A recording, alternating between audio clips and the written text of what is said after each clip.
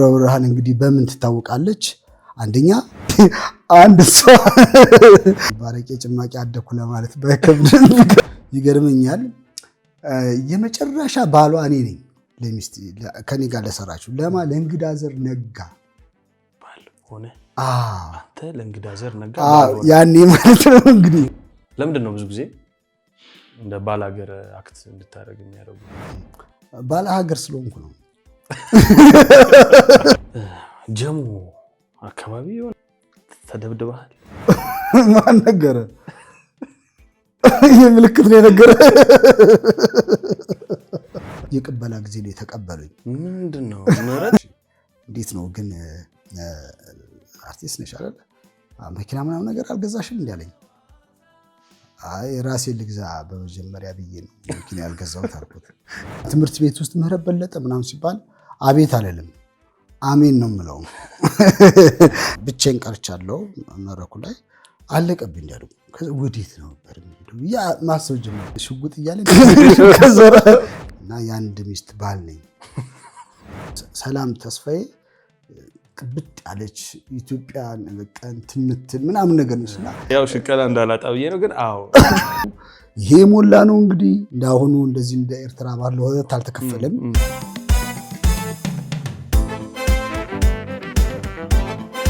ጫወታ አዋቂ ወይ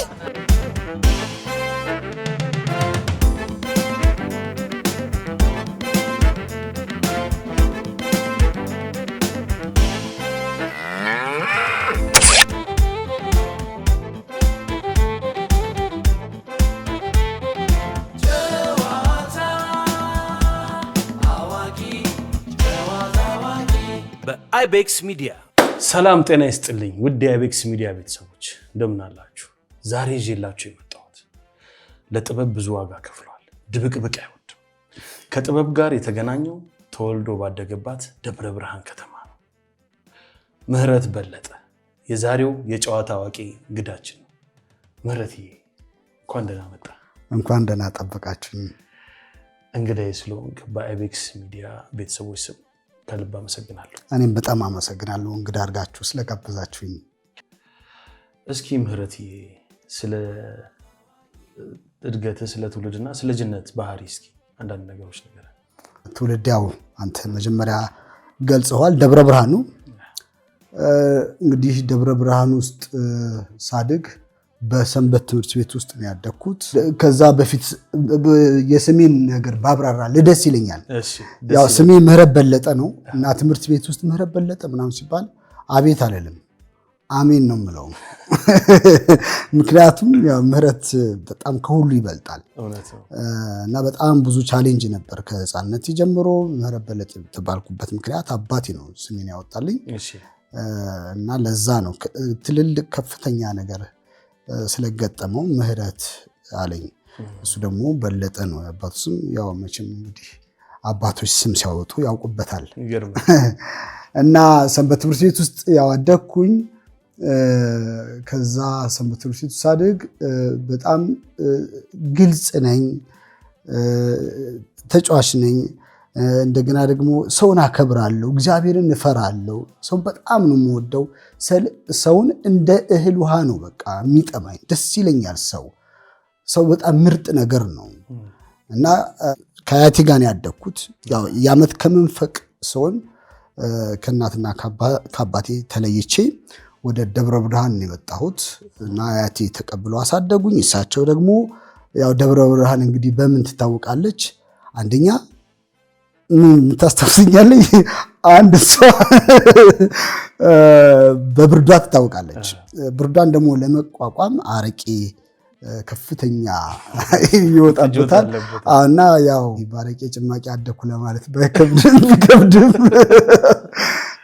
እና አያቴ ግን አረቄ እያወጡ ነው ያሳደጉኝ። እኔም ደግሞ ከፍ ስለ አረቄ አወጣ ነበረ። አረቄ በጣም ነበር የማወጣው። አረቄ አወጣጥ በጣም የሚገርም ነው። እናንተ እንግዲህ እዚህ አዲስ አበባ ተወልዳችሁ ብዙ ላታውቁት ትችላላችሁና የአረቄ አወጣጥ በጣም የሚገርም ሳይንስ ነው። ትዝ ይለኛል ጎጆ ቤት ውስጥ ነው ያደግኩት።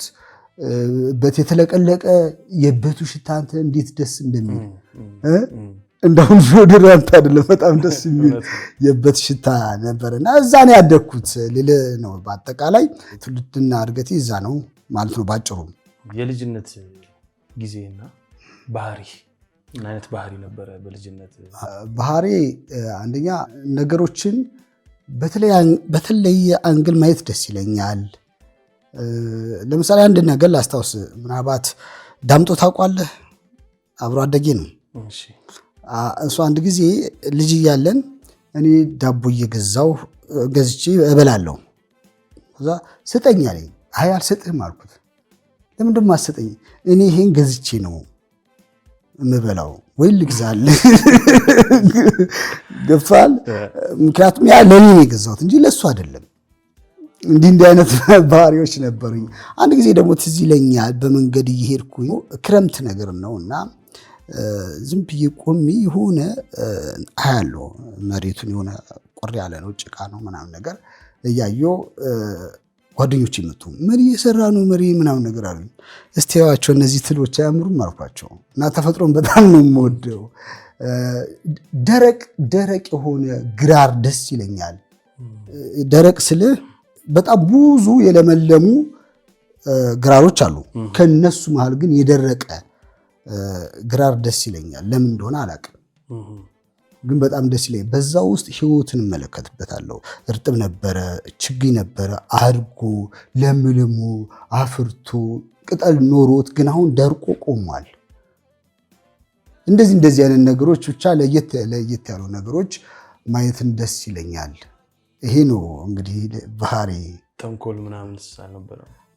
ተንኮል ያደርጉብኛል እንጂ እኔ ተንኮል ብዙ አስራም። አንድ ጊዜ አሁን ተንኮል የተደረገብኝ ነገር ልንገርህ።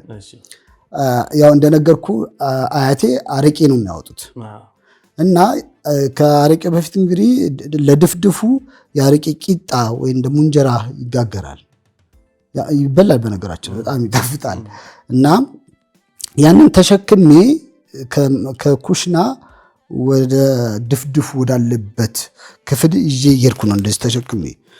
አንድ ደብረ ብርሃን ስሙን አሁን ራሱ አውቀዋለሁ ሰለሞን ይባላልና ከኋላ ያንን ያረቄ እንጀራ ለመውሰድ ቀስ ብሎ እንደዚህ ሊወስድ ሲል አየሁት። ዞሪ እንደዚህ ነው ድፍት ያደረኩበት ላይ ማለት ነው።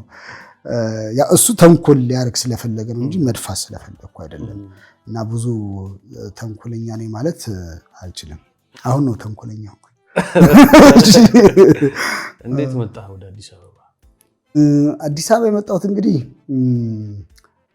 ያው አያቴ በ1996 ዓመተ ምህረት ከዚህ ዓለም በሞት ይለያሉ። ወደማይቀርበት ሲሄዱ የዛን ጊዜ ብቻዬን ያደግኩት። እናትና አባቴ በለጠ ይባላል፣ እናቴ ጥበበ ወልደ ማርያም ትባላለች። ወደ ወሊሶ የሚባል ኦሮሚያ ክልል ነው ያሉት።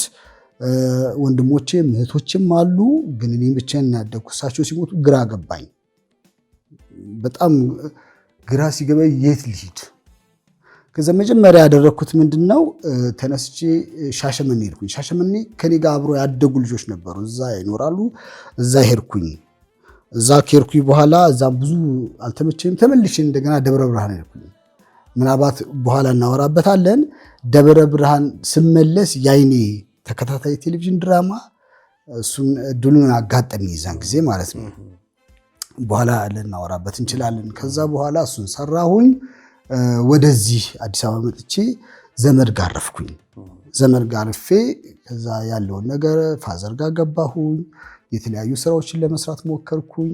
እንግዲህ በዚህ ሁሉ ውጣ ውረድ ግን ቤተሰብ ጋር አልሄድኩም። ለምን አብሬ ስላላደግኩኝ ብዙ ከዛ ጠየኳቸው ስቸገር ባካችሁ ልመጣ እና ምን ችግር አለ ብለው ከዛ በኋላ 98 ኦር 99 ላይ ከቤተሰብ ጋር ተደባለኩኝና እዛ መኖር ጀመርኩኝና እጅግ የምወዳትን የተከበረችውን የልጆችን እናት መንበረ ሙሊሳን እዛ ነው ያገኘኋት። ሙያውን የጀመርከው እንዴት ነበር? ሰንበት ትምህርት ቤት ነው። ሰንበት ትምህርት ቤት ውስጥ ነው ያደግኩት እና የመጀመሪያው ስራ ትዝ ይለኛል። እረኛ ሆኜ ነው ድራማ የሰራሁት።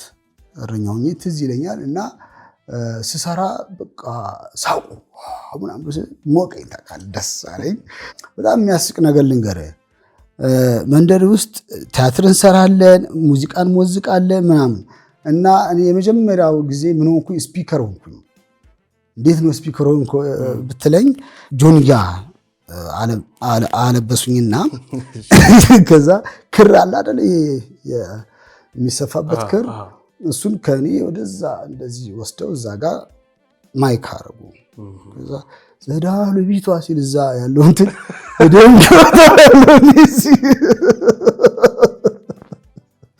እና ስፒከር ማለት ያ ነው። እና እንደዚህ ብቻ እያለን እዛ ጋር ሳምባዲ ሲዘፍን እቀበላለሁ።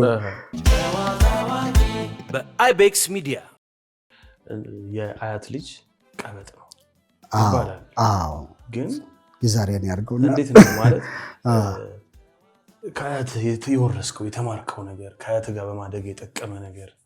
አዎ ጥሩ ጥያቄ ነው። የዋህነትን ተምሬያለሁ ከአያቴ። የዋህነትን ግልጽ መሆንን እና ደግሞ እኔ በቃ ግልጽ ነኝ፣ ፈታ ያልኩ ነኝ ከልጅነት ጀምሮ። አሁን አንተ ቤት መጥቼ የሚበላ አምጣልልህ እችላለሁ ሳላውቅ። በቃ ያ ግልጽነቴ ነው። በጣም በዚህ ነገር ይወዱኛል እዛ። ያ ምንድነው ከአያቴ ጋር ነው ያደግኩት። እንደፈለገኝ ነው የምሆነው፣ እንደፈለገኝ በቃ የፈለኩትን ነገር አምጡ እያልኩኝ ነው ያደግኩት። የፈለኩትን የምበላው፣ የፈለኩትን አደርጋለሁ። ስለዚህ ያ ነገር ግልጽ እንድሆን አድርጎኛል። ስለዚህ ግልጽነትን ተምሬያለሁ። ጥንካሬን ደግሞ ተምሬያለሁ። እንደሳቸው ጠንካራን ባልሆን ጥንካሬ፣ ተስፋ አለመቁረጥን ተምሬያለሁ። አያቴ ተስፋ አይቆርጡም ነበር፣ ታታሪ ነበሩ። እያመማቸው አረቄ አንስተው በቃ ምንድነው እንስራውን አንስተው ያገላብጡት ነበረ። እህል ይሸከሙ ነበር፣ ጌሾ ይወቅጡ ነበረ። በጣም ጠንካራ ሴት ናቸው እና ክብር ይገባቸዋል እንደነዚህ አይነት እናቶች። አሁንም ገብቷል። አሁን እኛ እንደዛ እናደርግም። በጣም ጠንካራ። ስለዚህ የአያቴ ልጅ ስለሆንኩኝ በጣም ደስ ይለኛል። ለመጀመሪያ ጊዜ የሰራው ፊልም ምንድነው? ድራማ እንዴት ካስት አደረጉ? ወደ ክፍለ ሀገር ጓደኞች ወዳሉበት ክፍለ ሀገር ሄድኩኝ። ለአንድ ወደ ሻሸመኔ ነው 2 ወር ተቀመጥኩኝ። ተመልሼ ደብረ ብርሃን ስገባ የአይኔ ተከታታይ ድራማ ካስት እየተደረገ ነበር እና አባት የለም ነበረ። እንግዲህ እዛን ጊዜ ወጣት ነኝ ገብቷል። እና አንዳንድ ጊዜ ጓደኞቼ ሙድ ይዙብኛል። ምን አይነት ሙድ መሰለኝ ይዙብኝ? የዛን ጊዜ በጣም በቃ 25 ምናምን ወይም ደግሞ 26 27 ዓመት ቢሆነኝ ነው በእርግጠኝነት።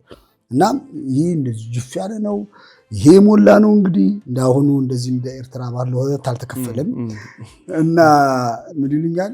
አንተ ያኔ እኮ ነበር ያረጀው፣ አሁን እኮ ወጣት ይሆን ከርክ ይሉኛል። ሲይዙብኝ ነው። በርግጥ ምን ሆነ መሰለ፣ ሚስቴ ማን እንደሆነች ብታቅ ካወክም በጣም ይገርመኛል። የመጨረሻ ባሏ እኔ ነኝ ለሚስቴ ከኔ ጋር ለሰራችሁ ለእንግዳ ዘር ነጋ ባል ሆነ። አንተ ለእንግዳ ዘር ነጋ ያኔ ማለት ነው። እንግዲህ እንግዳ ዘር እኮ በጣም ትልቅ ሰው ነው። ብቻ እንግዲህ ያኔ ማለት ነው። ነፍሷን ይማረውና 96 ማለት ነው። የሚገርም ነገር ነው የምትነግረኝ። እሱን ባሏ እንኳ እና ዳይሬክተሩ ተስፋዬ ስንቄ ይባላል። የኢትዮጵያ ቴሌቪዥን እዛ ዋና ዳይሬክተር ነበረ። አየኝ። ከዛ ሲያየኝ ቀጫጫ ነኝ ምናምን ነገር እና ፊቴ ደግሞ የሆነ ገዘፍ ያለ ነው፣ ፂም ምናምን ነገር አለኝ። አክቲንጌ ከዛ በፊት አንድ የ3 ወር ምርኮኞች የሚባል ቲያትር ከደብረ ብርሃን እዚህ አዲስ አበባ ድረስ እየመጣን ብሔራዊ ቲያትር ለ1 ዓመት አሳይተናል። የ3 ወር ምርኮኞች ልመጣብ ነበር ወደሱ ግን አጠቃላይ ትዝ ብሎኝ ነው አሁን። ያንን ስላየ ይመስለኛል እንግዲህ እዛ ላይ አባት ሆኜ ነው የተጫወትኩት። ገብቷል። አባት ሆኜ ስለተጫወትኩኝ እሱን ስላየ ይመስለኛል ያመጣዋል ብሎ ይመስለኛል ካስት ያደረገኝ። ገብቷል። ከዛ ካስታ በአልባሳት ይመጣል ምናምን ነገር ተባለ። እሱን እስከዚህ ድረስ ተላጨሁኝ፣ እንደዚህ ተላጨሁኝ። ከዛ ጀመር ነው እንግዲህ ጥሩ ተከታታይ የቴሌቪዥን ድራማ ሆነ ያይኔ እና በጣም የሚገርም እስካሁን ደስ ስቲል ያሁኑ ትውልድ ራሱ ይገርማል። አይቶታል መሰለኝ በቃ ያይኔ ምናምን ይሉ እና በእንደዚህ አይነት መልኩ ነው እንግዲህ የመጀመሪያውን የተከታታይ የቴሌቪዥን ድራማ የሰራሁት። ከዛ በፊት ግን እነ ጥላሁን አለልኝና ጥላሁን ዘውገ ዝንቅ፣ እንጎቻ እሱ ላይ ደግሞ ትንሽ ነገሮችን እንሞካከል ነበር። እንደውም የሚገርም እዛ እኛ ድረስ እየመጡ ስክሪፕቶችን ይወስዱ ነበረ፣ ተዋናዮችን ይወስዱ ነበረ። በነሱ እንግዲህ ጀማምረን ያው ትልቅ የቴሌቪዥን ተከታታይ ድራማ ያይኔን ለመስራት እንግዲህ በቅተናል። ከእሷ ጋር በመስራቴ ደግሞ ትልቅ ታሪክ ነው ያስቀመጥኩት እና የመጨረሻው ባሏ ነኝ። እድሜን መገመት ራሱ እኮ አልቻልኩም። አቶ እድሜውን ያን ምግብ አይመጣልህም። ስለ መድረክ ቲያትሮቹም ኦኬ ይሄ 3 ወር ምርኮኞች የሚገርም ደስ የሚል አንድ በአማራ ክልል የሚደረግ ፌስቲቫል አለ በየ2 ዓመቱ። አሁን እንኳን በአመት አድርገውታል መስለኝ። የዛን ጊዜ ግን በየ2 ዓመቱ አንድ ጊዜ ፌስቲቫል ይደረጋል። የድራማ እነሱ ነው ርዕሱን እንትኑን ጭብጡን የሚሰጡ፣ ተዋናዩን የሚመድቡልህ፣ ሰዓቱን የሚመድቡልህ እነሱ ናቸው እና በቲያትር፣ በግጥም፣ በአጭር ልብ ወለድ፣ በስዕል፣ በዳንስ፣ በዘፈን፣ በማይም በቃ የማይሰራ የጥበብ አይነት የለም እና ተወዳድረን ነው እንግዲህ ይህንን የ3 ወር ምርኮኞች ያቀረብ ነው። እዛ አንደኛ ወጣ። እዛ የገመገሙት ደግሞ እዚህ አዲስ አበባ ያሉት ሰዎች ነበሩ። ይሄ ቲያትር እኮ አዲስ አበባ መጥቶ የሙሉ ቀን የሰሞነኛ ቀን ቢገባ ቆንጆ ቲያትር ነው ተባለ። ከዛ ይገምገም ተባለ። አስገመገም ነው። የመጀመሪያ የገመገሙልን እንግዲህ አሰፋ ወርቁ አስተማሪ የነበሩት እሳቸው ናቸው። ቴክኒካል ዳይሬክተሩ አለማየሁ ታደሰ ነበረ። የዚህ 3 ወር ምርኮኞች ቲያትር በጣም የዛን ጊዜ ተወዳጅ ቲያትር ነበረ። ምንም ሳላካብድ ግጥም ነበር። ሮብሮብ ይመስለኛል ነበር የሚታየው እና ሰው ግጥም ብሎ ብሔራዊ አዳራሽ ግጥም ብሎ ነው የሚያየው። 90ዎች ውስጥ ደግሞ ቲያትር በጣም ይወደድ ነበር እና ኮሜዲ ቲያትር ነው፣ ትራዲሽናል የሆነ ቲያትር ነው፣ በጣም የሚገርም ቲያትር ነው። ከዛ ነበር በቃ የሚስቀው እና በጣም በቃ እኛም ወጣቶች ነን የዛን ጊዜ ሆት ሆነን ነበር የምንሰራው እና በጣም ደስ የሚል ጊዜ ነበር ያሳለፍነው። ምን ያህል ቲያትሮች ላይ መድረኮች ላይ? ቲያትሮቹ እንኳን ብዙም አልሰራሁም፣ ብዙም አልሞከርኩም። ግን የ3 ወር ምርኮኞች አንድ ጊዜ ምዕራፍ 4 የሚባሉ ቲያትሮችን እንደዚህ ሞክረናል። ሌላው ምንድን ነው ብዙ ጊዜ ካስት ሲያደርጉ የባላገር ገጸ ባህሪ ይሰጠዋልና ለምንድን ነው ማለት ሌላም ነገር መስራት እንደምትችል ስለማቅ ስፔሻሊ አሁን ልጄስ የሚለው ድራማ ላይ በጣም የሚገርም ፐርፎርማንስ ነው ያየሁት። እስከ ትላንት ምሽት ራሱ ደግሜ እንደ ነገር አላየሁትም። እንደ ምህረት ምን አይነት ሰው ነው ያየሁት ነበርና ልክ አሁን ስለ ልጄስም ትነግረኛለህ በዛው። ግን ለምንድን ነው ብዙ ጊዜ እንደ ባላገር አክት እንድታደርግ የሚያደርጉ? ባለሀገር ስለሆንኩ ነው።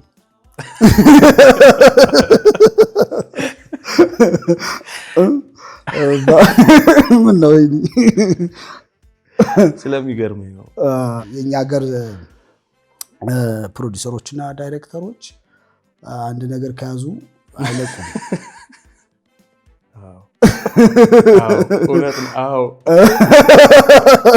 ያው ሽቀላ እንዳላጣ ብዬ ነው። ግን አይዞህ ያው እውነት ስትናገር ሽቀላ እንደውም በደንብ ነው የሚመጣልህ እና በቃ እንትን ካሉ እዛው ላይ ነው በቃ የሚረባረቡብህ። አንዴ ካዩ በቃ አንተ ደግሞ እምቢ አትልም። ለምን እንጀራ ነው። ስለዚህ በዛው ባላገር ሆኜ ቀረሁ። ያ ቆንጤ ምናምን ስለሌለሽ ግን ደስ ይለኛል። የሚገርም ባላገር ሆኜ እንደው በጣም የምወደው አንድ የባላገር ፊልም ባላገር ሆኜ የሰራሁት ፊልም አለ። ልታስታውሰው ትችላለህ።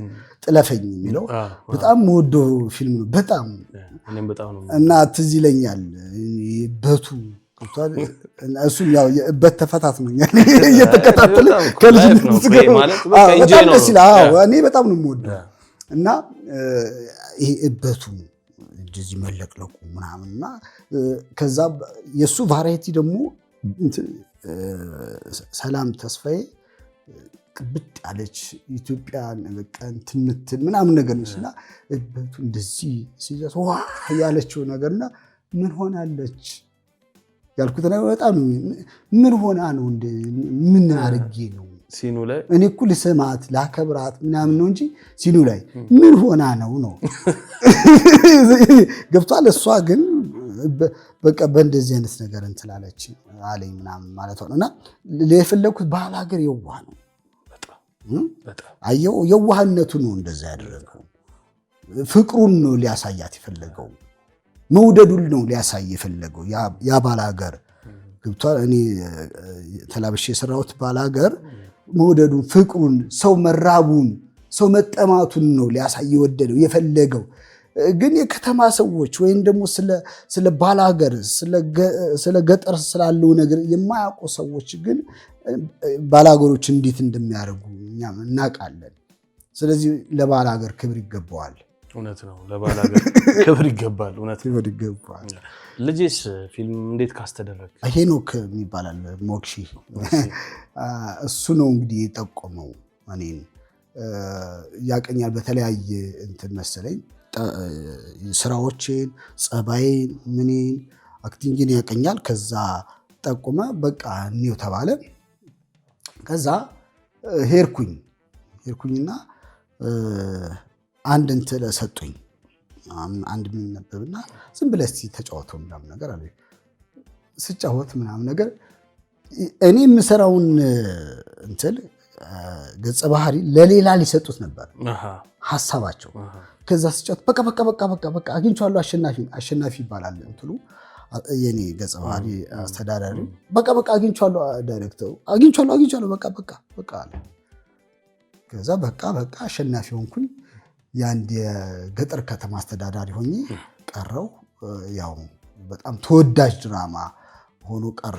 ምናልባት እንግዲህ አሁን የወሬ ጭምጭምታ አለ በቃና ቴሌቪዥን ምናምን ነገር ይለቀቃል ምናምን ይባላል። ከተለቀቀ እንግዲህ አብረን እንኮመኩማለን ልፈልጊ ነው። በጣም የሚገርም ነው። በጣም የሚገርም ፕሮዳክሽን፣ በጣም የሚገርም ካስቲንግ፣ ስቶሪው የሚገርም ነው። የቀረጸውም በጣም ወጣት ነው። ዳይሬክት ያደረገውም ደራሲም ወጣት፣ ሁሉም ወጣት ናቸው እና በጣም እንግዲህ ከወጣት ይህን ያህል ትልቅ ነገር ሲወጣ ልናበረታታቸው ይገባል። እውነት ነው። ሌሎች ወጣቶችም እንደዚሁ እንዲሆኑ ስራዎቻቸውን አቅርበው እንደዚሁ ደግሞ ቆንጆ ስራ ቢሰሩ ይበረታታሉ። እውነት ነው። እስቲ የኮሮናን ጊዜን እንዴት አሳለፍከው መሪ? እቺ ንግግር የሆነ ሰው ያቀበለ ነው ይመስላል። ታዲያ ትጠራጠራለህ ነገር? አይ ኮሮና በኮሮና ውስጥ ነው ያሳለፍኩት። ኮሮና በመታከል ነገር ውስጥ ነው ያሳለፍኩት። እንግዲህ ከልጆቼና ከባለቤቴ ተለይቼ እዚህ አዲስ አበባ ያው የኔ ስራ አብዛኛ እዚህ ነው፣ ግን ልጆቼና ባለቤቴ ወደ ክፍለ ሀገር ነው የሚኖሩት። ስለዚህ እዚህ በምሰራበት ወቅት ላይ ይሄ ኮሮና ገባ። አንድ ስቱዲዮ አለ ቢንጎ ስቱዲዮ የሚባል እዛ በአጋጣሚ ለስራ ጉዳይ ሄጄ ጓደኞች ናቸው፣ በጣም ወዳቸው ማከብራቸው የስራ ባልደረቦቼ ናቸው። እነሱ ጋር እንግዲህ ሲኖር ይሄ ተከሰተ። ከዛ ወዴትም መፈናፈን በቃ እንዳትንቀሳቀሱ የትም እንዳትሄዱ ምናምን ተብሎ ታወጀ። ከዛ እንግዲህ ምን እንብላ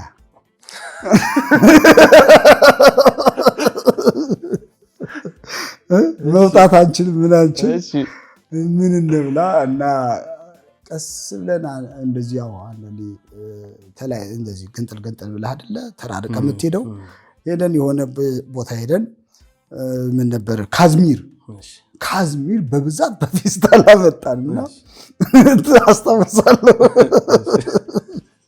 እሱ ጊዜ በጣም በቃ እንጆይ ያደረኩበት ጊዜ ነው። በቃ በጣም ደስ አንዳንድ ጊዜ እንደዚህ አይነት ቻሌንጆች ደስ ይላሉ ገብቷል። እና ያንን ካዝሚር አስቀመጥን። ጥሬ ነው ለመብሰል ለመብሰል 1-2 ቀን ምናምን ይፈጃል መሰለኝ። ከዝምሩን ባህሪ አላውቅም ግን ይፈልጋል ከዛም በላይ ይፈልጋል አይደል? ብቻ እንደምንም ብለው 1-2 ቀን እንደዚህ በሆነ መንገድ አሳለፍን። ከዛ ሲበስልልን እሱን እየበላን እንደዚህ ያደረግን እየተጫወትን አሳለፍነው እንደምንም።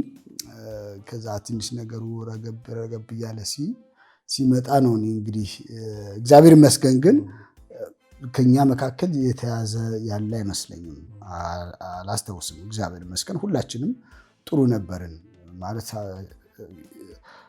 ምንም አላገኘንም በቃ። እና እስካሁን ድረስ እኔ ኮሮና ማለት ይዞኛ ቀን አላውቅም። ምናልባት አንዳንድ ምልክቶች ድካም ምናምን ነገር ነው፣ እሱ እንደ ጉንፋን ነው የምቆጥረው እንጂ እንደዚህ እግዚአብሔር ይመስገን ያው በእንደዚህ አይነት መልኩ ብቻ አሳልፈነዋል። እና የማረሳው ጊዜ ነው ያ ጊዜ። አንዳንድ ጊዜ አሁን ሰፈሬ ጎፋ መብራት ነው እና በዛ ሳልፍ በቃ ትዝታ ይመጣብኛል። እሱን ሰፈር ሳየው ኮሮና ትዝ ይለኛል፣ ያሳለፍናቸው ነገሮች ትዝ ይሉኛል ምናምን ነገር። ሌላው ምንድነው ከባድ ኢንዶሚ ቀቃይ እንደነበር ሌላው ምንድነው ምህረቴ ከወሊሶ አዲስ አበባ እየተመላለስክ ነው ስራ የምትሰራው አሁን? አዎ። ከቤተሰብ ርቀህ? አዎ። ማለት ነፃነቱ እንዴት አገኘው? ባለቤት እንዴት አሳመንካት? አንተስ እንዴት እየኖርከው ነው? እንግዲህ አንዳንድ ጊዜ እግዚአብሔር ሳይደግስ አይጣላም ይባላልና እኔ እንግዲህ ያው በአሁን ጊዜ ባለትዳርና የሁለት ሴት ልጆች አባት ነኝ እና የአንድ ሚስት ባል ነኝ።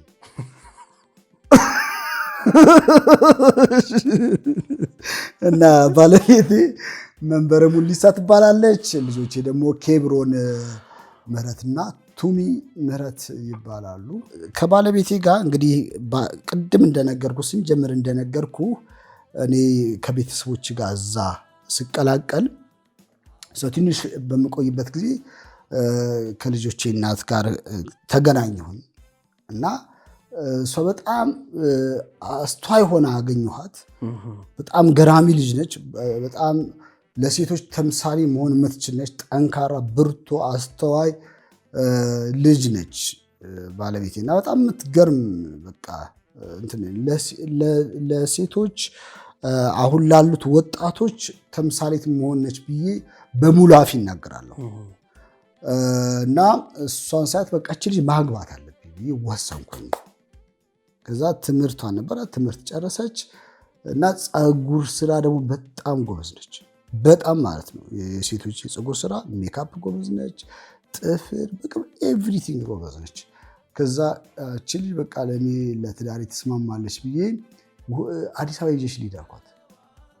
አለች አዲስ አበባ ምንም እኮ የለኝም እኔ ስራ የሚባል ምን የለ። ከዛ እሺ አለች። ትዝ ይለኛል የዛን ጊዜ ትራንስፖርቱ እንዳሁኑ አልተወደደም። አሁን 250 ብር ነው። አሁን የዛን ጊዜ 25 ብር ነው። ይዣት መጣሁ እዚህ 500 ብር ነው እንደዚህ ብቻ ይዣት መጣሁ እዚህ ተሯሩጬ 400 ብር የዛን ጊዜ ትንሽ ክፍል 400 ብር ነው ይዣት መጣሁ እዚህ። እዛ አገኘን ገባን። ከዛ 22 አንድ ፀጉር ቤት ነበረ እዛ ወሰርኳት። እዛ ተቀጠረች።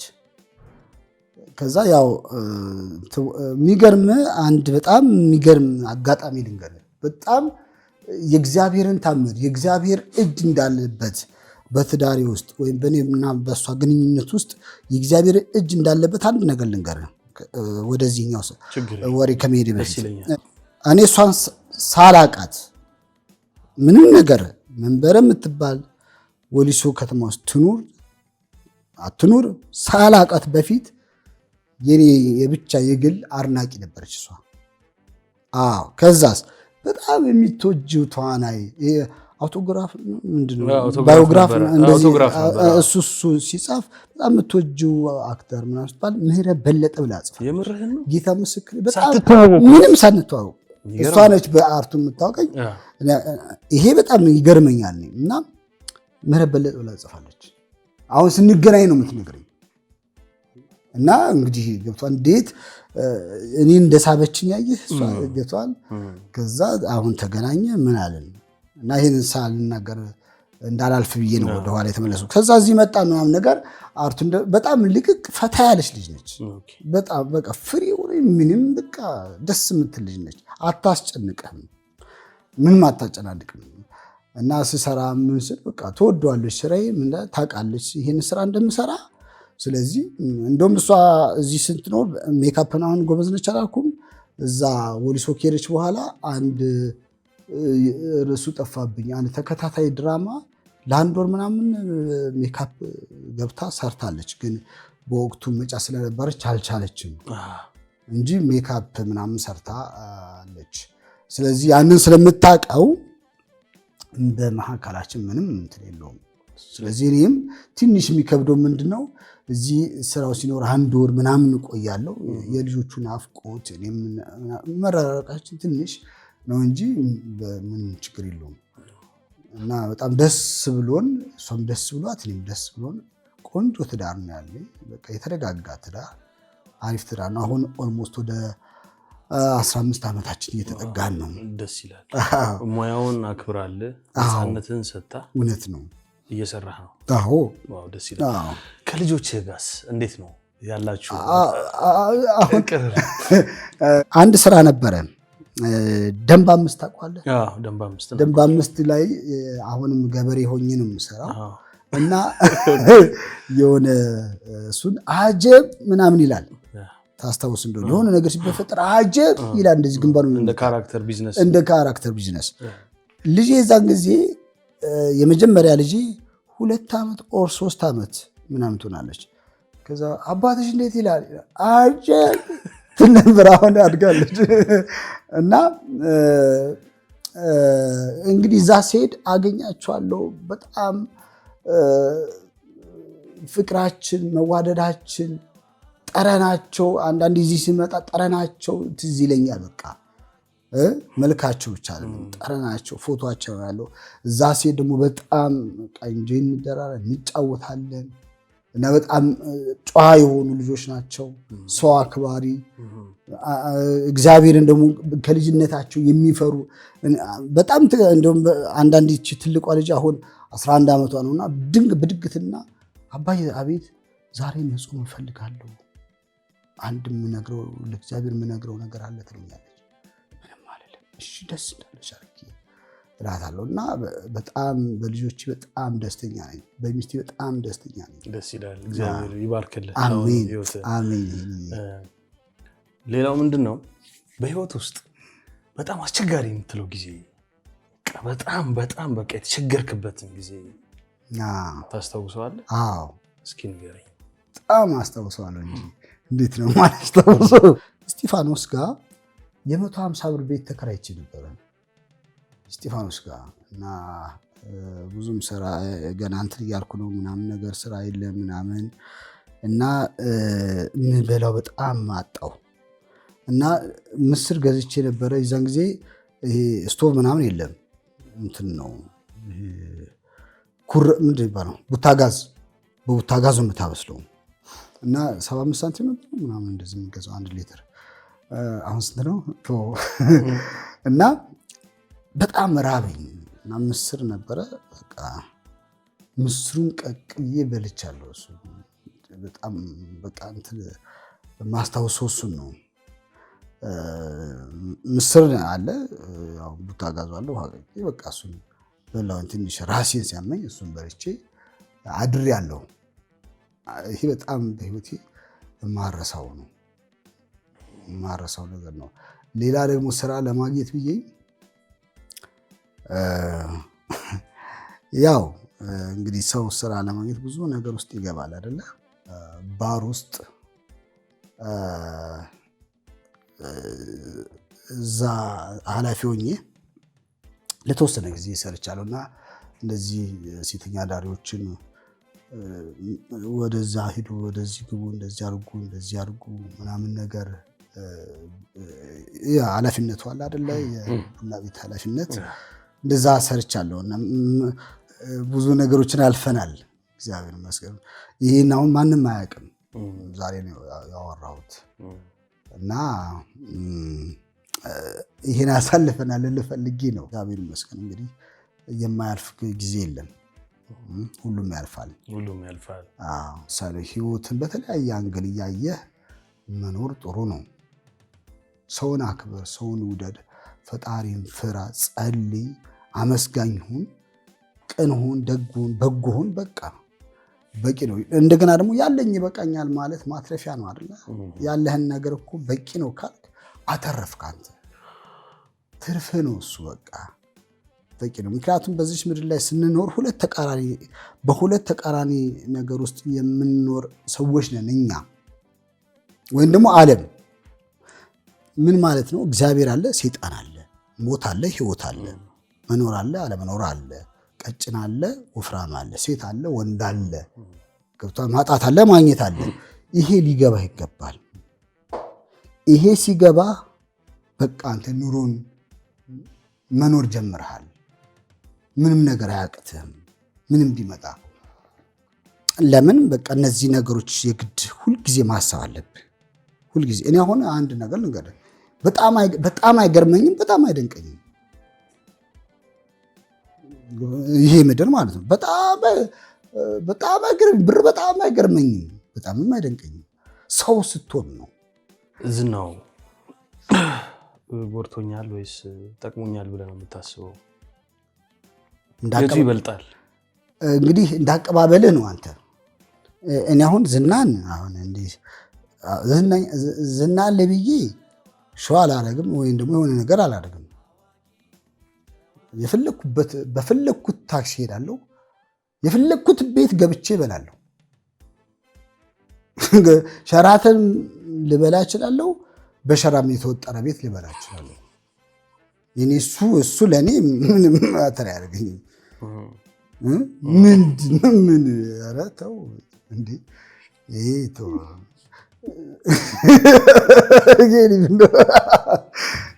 እና ደግሞ በታክሲ ሊሄድ ይችላለሁ፣ በባስ ሊሄድ ይችላለሁ። በአብዛኛው ጊዜ በባስ ነው የሚሄደው። አንደኛ ገንዘብን ሴፍ ታደርጋለህ። የልጆች አባት ነኝ አባቴ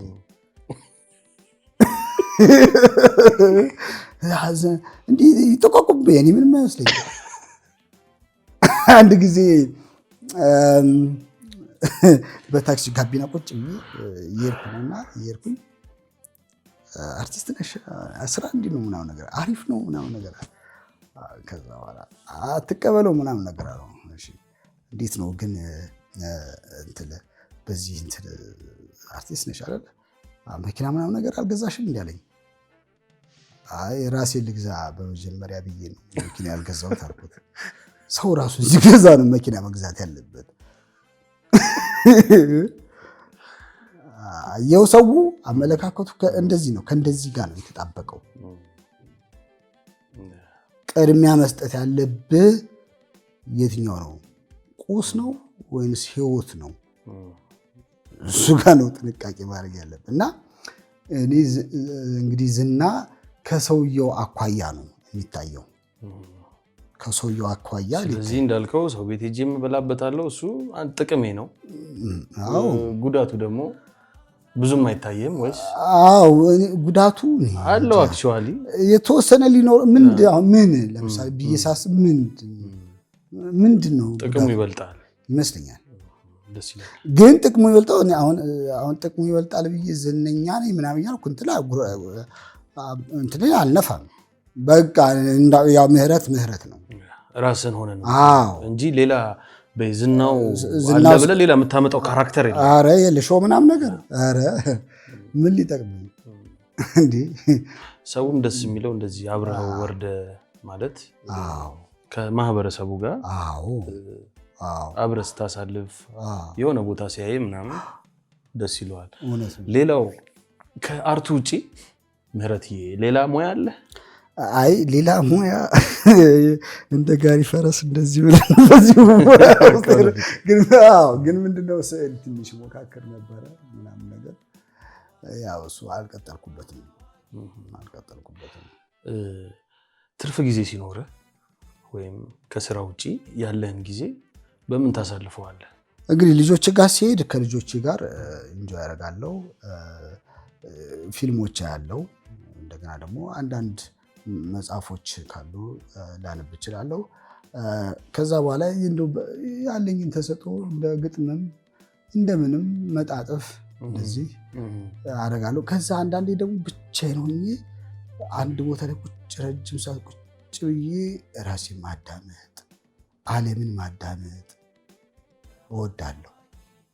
አንዳንዴ እንደዚህ ደስ ይለኛል። ብቻዬን ሆኜ በቃ ሰውን ማየት ስለ ግርግሩ ማየት ተፈጥሮ ማየት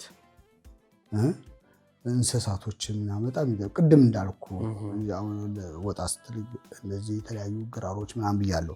እዚህ ስትሆን ደግሞ የመኪናው ግርግር አለ፣ የሰው ግርግር አለ ምናምን ነገር እንደዚህ ማየት ደስ ይለኛል። ደስ ይላል። ጀሙ አካባቢ የሆነ በማታ ምንድን ነው የተፈጠረብህ ነገር? ምን ተፈጠረ? ተደብድበሃል? ማን ነገረ? ይህ ምልክት ነው የነገረ። ከሱ ጋር እሱ ምልክት ብቻውን ጥያቄ አድርጌው ነበር፣ ግን ከሱ ጋር የተያዘ አልመሰለኝም ነበረ። ከሱ ጋር የተያዘ ነው። እንደዚህ ታውቀኛለህ? በፊት አላውቅም እኮ መሬ፣ እንደዚህ አታውቀኝም? አላውቅም እኮ አዲስ ነገር። እቺ በመጨረሻው እድሜ ላይ የተሰጠኝ ምልክት ነው እና የሚገርምህ 1 ዓመት ሞላው። አሁን እሑድ ቅበላ ነው አይደለ? የቅበላ ጊዜ ነው የተቀበሉኝ። ምንድነው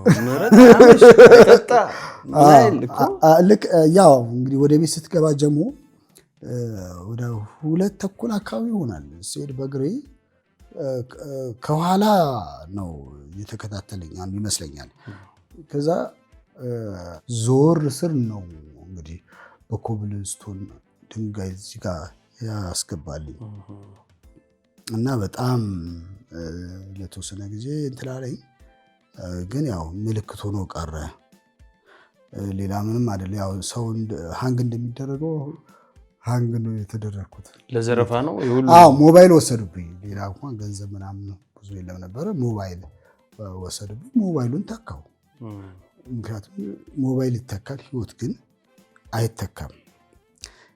ህይወቴ ተርፎ ያው አሁን ካንተ ጋር ለማውራት ልክቻለሁ። በዛ ቅጽበት የደረሰውን ነገር ከምን አንጻር አየኸው አንተ? ደም ፈሷል፣ ንብረት ተዘርፏል ወይ በማግስቱ ወይስ ተረጋጋ? የተሰማ ስሜት ምንድን ነው? ለምን መታኝ ሳስብ ወይን ርቦት ነው ከኔ ገንዘብ ለማግኘት ነው፣ ወይም ደግሞ ሱሱን ሊያደርግበት ነው፣ ወይም ደግሞ የተበደረው ገንዘብ ሊኖር ይችላል፣ ወይም ደግሞ ልጆቹን አላቅም። ግን እንደዚህ አይነት ነገሮች ነው የመጡብኝ።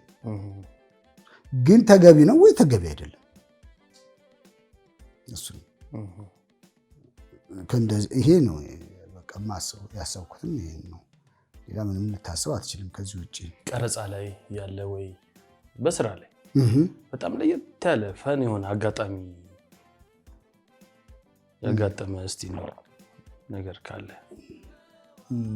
ለደብረ ብርሃን ያለው ቲያትር ስንሰራ አባቶኜ ነበር የምጫወተውና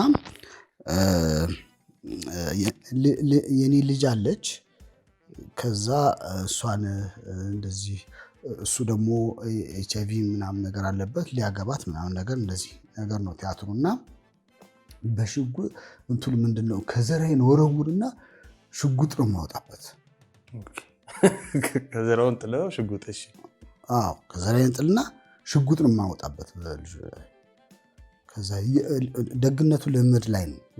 ከዛ እኔ ሽጉጡን ወርውሬ ሽጉጥ አወጣ ስል የለም ሽጉጥ ገብቷል። ለካ ከዘራው ነው። ምንም አላልኩም። በቃ ትክክል አይደለም። ስሜት ውስጥ ገብቼ ነው ይቅርታ አድርጉልኝ ብዬ ከመረርኩ አደረኩ። ከዛ 2 ቀን ቆየች መጥቼ እንደገና ቲያትሩን የሰራሁት። ለምን እንዴት አንተ ሽጉጥ እያለ እንዴት ሽጉጥ ወርውረህ ከዘራን እንደዚህ በጣም ከዘራ መማጃ እሱን አስታውሳለሁ። አንድ ሁለተኛ ደግሞ ምዕራፍ 4 የሚባል ቲያትር ብሔራዊ ቲያትር እንትን አገር ፍቅር ቲያትር ደብል ካስቶኝ ያንን ካስት የሚሰራው ሰው ወደ ውጭ ሀገር ይሄዳል መሰለኝና በ15 ቀን ጊዜ ውስጥ አድርስ ተብዬ ቶሎ ብዬ ምናምን ነገር ዳያሎጉን ሸምድጄ ምን ብዬ ገባሁ። አክቲንጉን 1-2 ምናምን ነገር ብሎኪንጓን ምናምን ነገር ጣጣ አድርገን ከዛ ገረም ደጀኔ ነበረ ምናምን ጀንበር ነበረች። እንደውም የእሷ ስራ ይመስለኛል ፕሮዲውሰር ብቻ እንደዚህ። ከዛ እየሰራን ምን ሆነ ለመሰለ ሰውየው በጣም ይናደዱና ወደ ውጭ ነው የሚወጡት። እሺ ከዛ ዲያሎጉ አለቀብኝ። ብቻዬን ቀርቻለሁ መድረኩ ላይ አለቀብኝ ዲያሎጉ። ከዛ ወዴት ነው ነበር የሚሄደው ያ ማሰብ ጀመርኩ። ሰው እኮ ያየ ነው ወደ ጓዳ ነው የሚገባው ወደ ውጭ ነው የሚሄደው። በቃ ምን ላድርግ ግራ ገባኝ። ከዛ ብድግ ብዬ ጓዳ ገባሁ። ምንድነው የማደርገው አልኩት።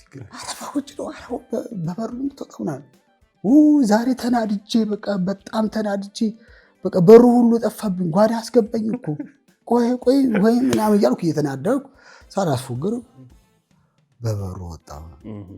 እንደዚህ አይነት ነገሮች ደስ ይላሉ ሲከሰቱ። አንድ ጊዜ ደግሞ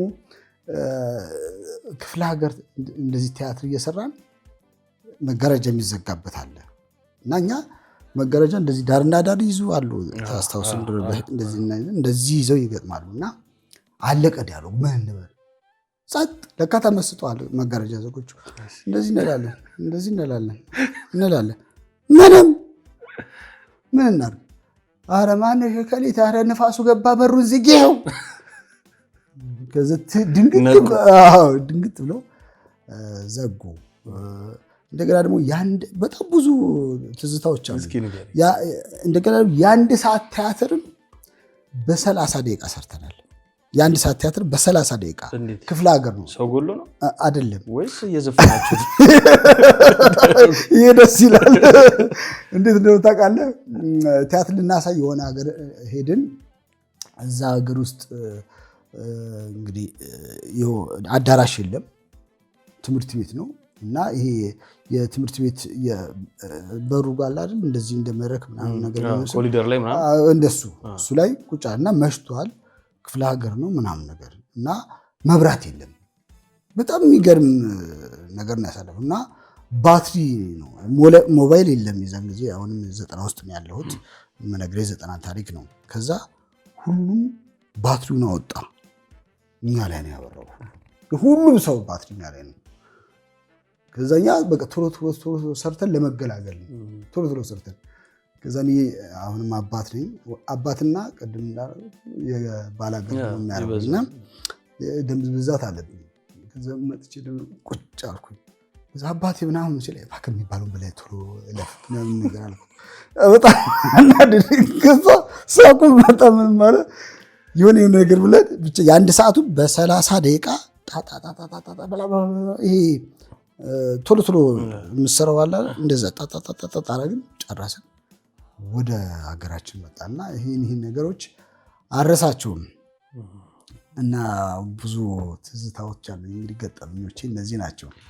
ደስ ይላል። ሌላው ምናልባት ለሌሎች ሰዎች አስተማሪ ይሆናል ብዬ ስላሰብኩ ይሆናል ትዳርን የመሰረትከው በጣም በሎ በጀት ነው ይባላል።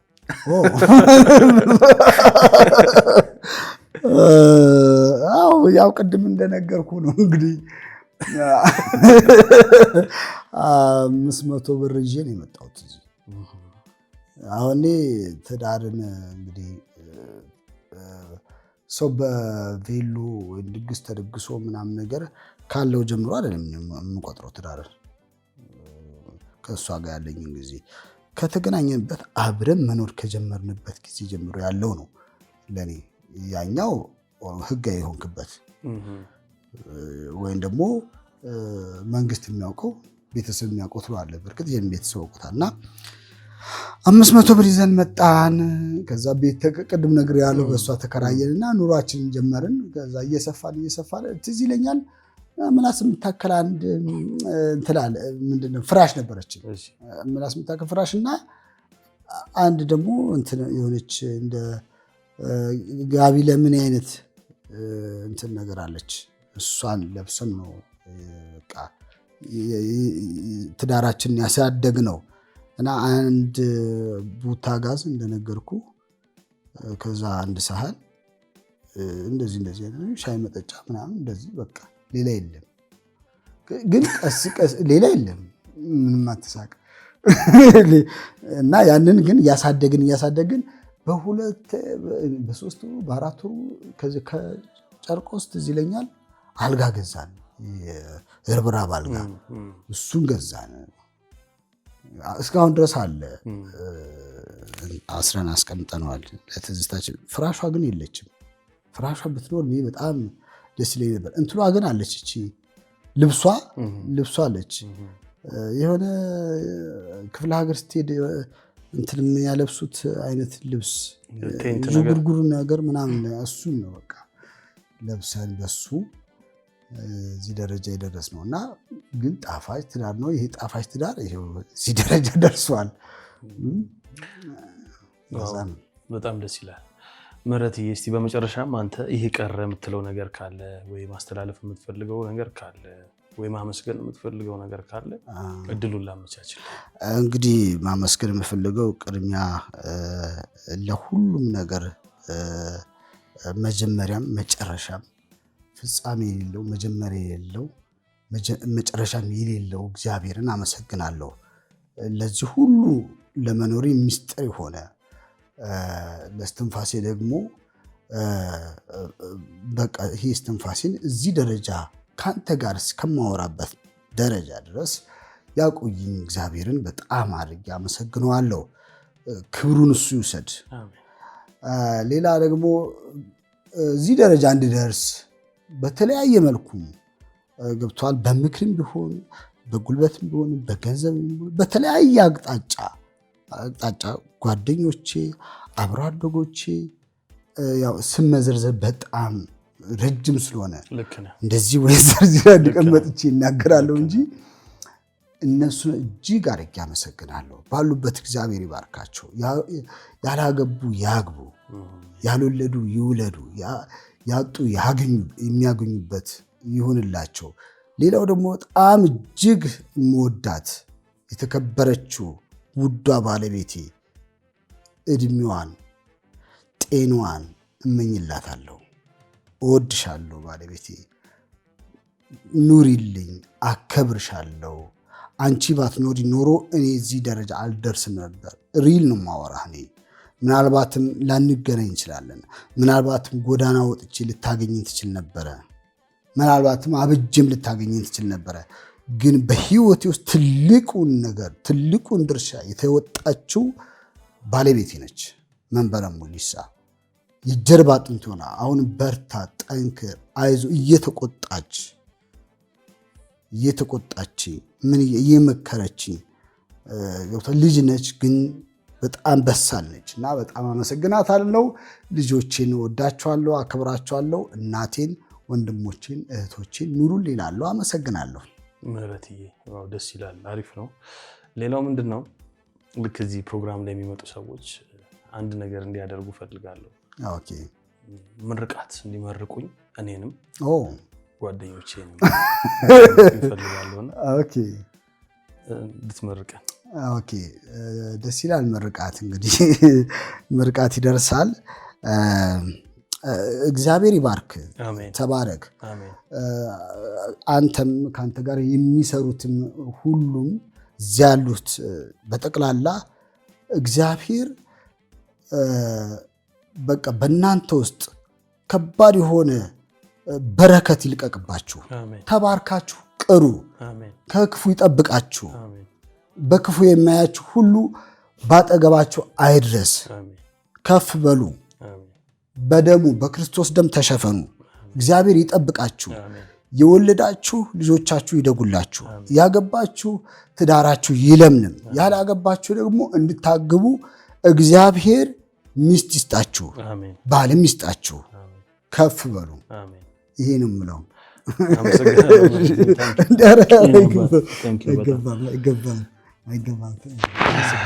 ደስ ይል ነበር። ውድ የአይቤክስ ሚዲያ ቤተሰቦች የእስካሁኑ ቆይታችን ይህን ይመስል ነበር። በሚቀጥለው ፕሮግራም እስከምንገናኝ ይመቻችሁ። በአይቤክስ ሚዲያ